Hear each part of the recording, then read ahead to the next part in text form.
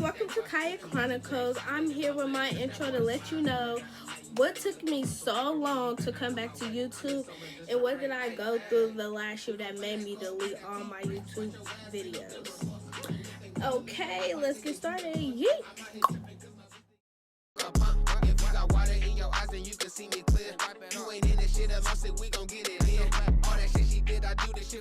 Alright, y'all. So I'm gonna turn this music down for us. Alright, so I'm gonna begin by saying hi, Kaya Chronicles. Hi, I'm back. I'm back, long time coming. But hey, I'm back. And this time I'm back for good, no matter what. So last year I had made a channel. I had did like 2 videos on there. And I took them down and I said I was going to restart my channel when I felt like it was best for me to restart it because last year I was not in a good headspace. And I wasn't in a good space in my life, period. Last year, 3 years ago, my mom was diagnosed with breast cancer. In 3 years, we took care of her like no other. We was there for her. But last year, she passed away on January 19th. She was very sick.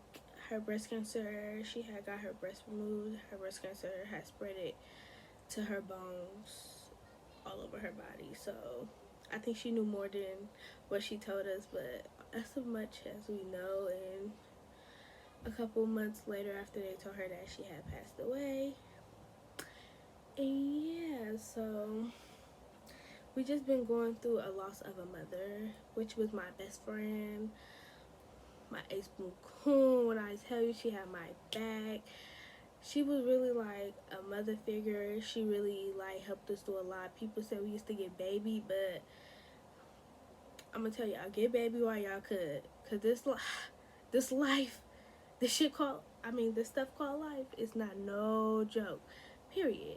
So get baby while you could, cause I would, if I, best believe it, I would not change it for nothing. Don't let nobody tell you too old for your mama to do anything for you or your daddy, because I sure wish my mom was here, cause I wouldn't be doing half of this stuff. But it's a blessing to like take care and grow up and know how to do stuff on your own. But I sure would have wish I could have picked another way that made me grow up. But yeah, on top of losing my mom, like we was going through a lot, and it was very like a eye awakening. I don't know how to say it, but it was very an eye opener. There we go. And it came out of nowhere. We were just chilling one day. She was getting very sick, and one day I'm like, "You need to go to the hospital." She like, "No." I'm like, go. I'm about to take you. I'm about to call the ambulance. We about to go. So she said, okay. So the ambulance ended up coming. We took her to the hospital. They told her that she had pneumonia in her chest. We was like, okay. And they was like, well, it's just a little bit. You'll be alright. Whoop. So then they took her back. And then to me, they didn't know, like, what they was really doing because she had cancer. So I don't know if they knew if it was cancer. They kept saying, we don't know if it's cancer or pneumonia. We don't know. No, we don't know. So it was just like we blamed the hospital because they just didn't know what the fuck they was doing, period. And we learned to grow because we believe in the Lord. And I know my mama will whip me, beat me if I just stop believing. And I know she will also whip me and beat me if I got depressed over losing her. So what kept me going is her. She always said when somebody passed away, you gotta do better for the person up there, period.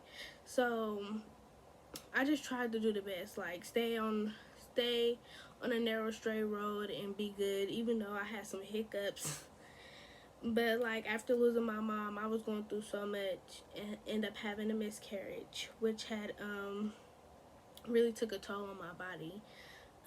Previous years I had worked out, lost a lot of weight. Like I worked hard, and I mean hills, running the marina. I started walking marina, and then I got to the point I didn't walk it so much. I started running it. Like I really worked hard, and I had went through a miscarriage, and they didn't know what was wrong, and bleeding for a month or two. They didn't know why, and I got all these tests run, all this and that.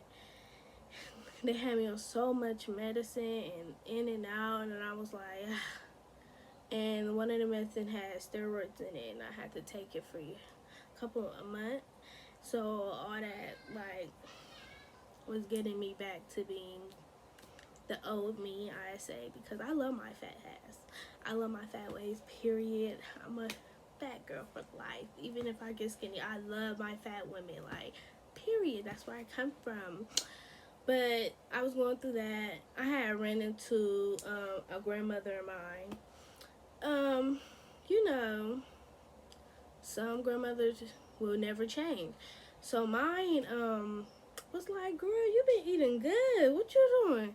Instead of asking me like, how you been? Girl, how you getting all this weight? What you been going through? You know you stressed, you need help? Nothing. Just like, girl, you big. Like, what you been eating? And I looked at her and I just walked. I just kept walking. I didn't want to be negative. I just kept walking. It wasn't nothing to talk about.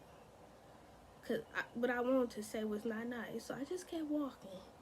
Pretty much. So, you know, a lot of stuff like that made me tough through the years. Like, knowing people preyed on our downfall. Knowing that people didn't want us where we want. I know people thought we was going to fall. We was going to crumble to the tip-top-toe, to the dot. I know y'all did. But my mama didn't raise no punks. She didn't raise no fools.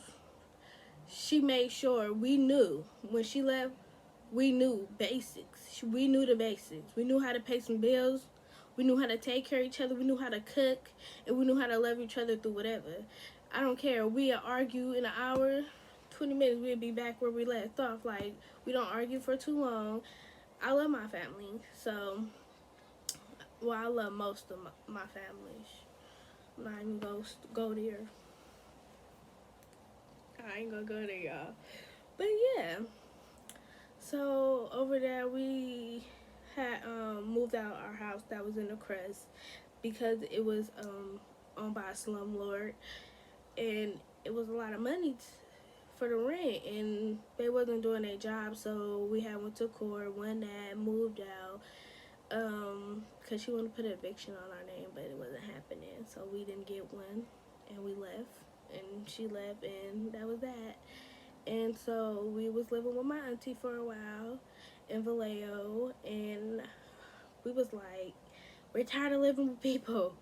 Whatever comes our way, comes our way. We need something. Remind you when my mom left, she didn't leave us a big wad of money and nothing that. She left us with what we had, and we made it work. We worked. We got a job. You know, stuff like when you work, you get unemployment. You know, stuff like that. So we just did that, and we ended up finding us an apartment in Sac.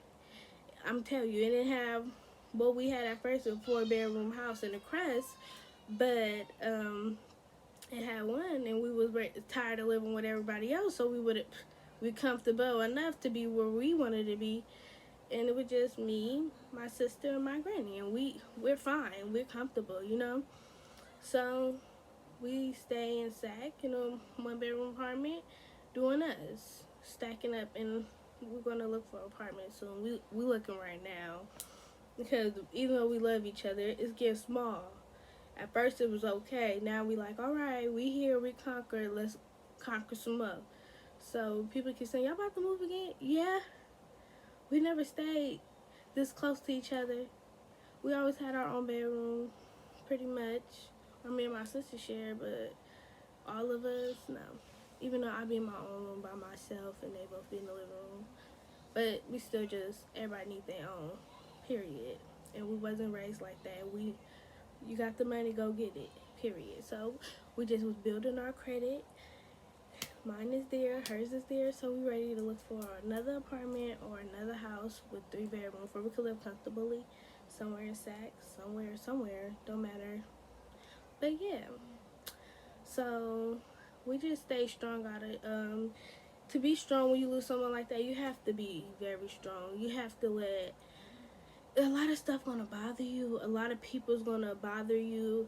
A lot of things is gonna be said, but you have to work through it as a family. If you got family, work through it as a family. If you don't, get you some close friends. You do need somebody. I'm telling you, you do need somebody. You just gotta get through it, like, period. You can't just, you can't lose your mind, lose your life, because they won't want you like that. After that, they're gonna be mad at you up there. You don't want them mad at you up there, because when you go up there, it's gonna be a problem. So you just have to, like, basically figure out, like, what you need to do to just get on top.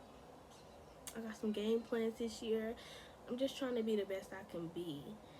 And with that being said, y'all go see more than me. Next channel, I don't know what I want to do. I want to talk mess. I want to talk mess about people. Not about people, just about situations. Like, you know, I want to be real. You know, straight up. I want to talk about social stuff. I want to talk about love stuff. I want to talk about sex. I want to talk about a lot of stuff. So on my channel, it's not about one thing. I'm going to have guests. I'm going to act like one day I'm going to do karaoke. One day you going to follow me. One day, you know, just stuff. So this is basically like y'all getting to know me and why I left YouTube. And I'm back. I'm back to stay, and I'm going to be making more videos. My birthday coming up, I'm doing a vlog about that, because that's going to be a movie. We going to act up in Vegas. Miami in the summer for my birthday. We just had to propose. We had to move the trip. Postpone the trip because my cousin was pregnant and she needed to go. So we moved the trip to the summer. So we're going to be going to Miami, but right now we're going to Vegas. And just to let y'all know, my Chronicle family, Kaya Chronicle family, my birthday's on Valentine's Day. They know I'm balling in the city like the Rollers. I keep my niggas around me. Yeah. Welcome to my channel. It's about to be a ride. Is y'all ready to ride? Ride, Sally, ride. Ride, Sally, ride. I can't wait, y'all. It's just the beginning. It's just the beginning. Hello, goodbye.